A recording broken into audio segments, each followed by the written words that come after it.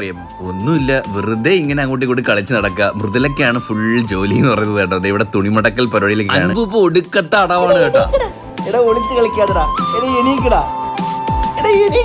അപ്പൊ ഒളിച്ചുകളിയാണ് നമ്മുടെ മെയിൻ കളി എന്ന് പറയുന്നത്. അപ്പൊ കളിയുടെ ക്ഷീണം കൊണ്ട് അമ്പൂട്ട അങ്ങ് ഉറങ്ങി കേട്ടോ. അപ്പൊ മൃദുല ജോലിയൊക്കെ ഒതുക്കിയിട്ട് പറഞ്ഞു ഇനി കുക്കിംഗ് ഞാൻ ചെയ്തു. അപ്പൊ രാത്രി നമുക്ക് ചിക്കൻ ബിരിയാണി ആക്കാന്ന് വിചാരിച്ചു. നെയ്യ് ഒഴിച്ചു, കറുകപ്പെട്ട ഏലക്ക ഇട്ടതാണ്. ഈ ഒരു മിക്സ് ഉള്ളതുകൊണ്ട് കണ്ണു നീര് നമുക്ക് സവാള നല്ല എളുപ്പത്തിലരിയ സുഹൃത്തുക്കളെ. അപ്പൊ സവാള ഇട്ട് ഉപ്പിട്ട് ബാക്കി തക്കാളി ആൻഡ് വെളുത്തുള്ളി ഇഞ്ചി പേസ്റ്റ് പച്ചമുളക് ഇട്ടങ്ങോട്ട് മഞ്ഞപ്പൊടി ആൻഡ് കുരുമുളക് പൊടി മുളക് പൊടി ആൻഡ് മസാല. ഈ കയ്യിൽ മുളക് പൊടി അപ്പം തന്നെ കഴിയണം കേട്ടോ, ഇല്ലെങ്കിൽ പലയിടവും നീറാനുള്ള ചാൻസ് ഉണ്ട്.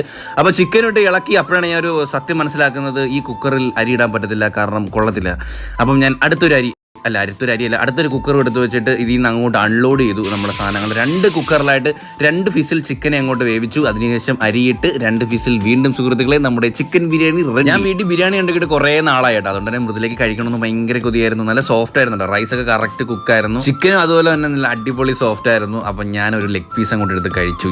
മോനെ. അപ്പോൾ ഇന്നൊക്കെ ഇത്രയേ ഉള്ളൂ. ലവ് ചെയ്യാൻ ബൈ.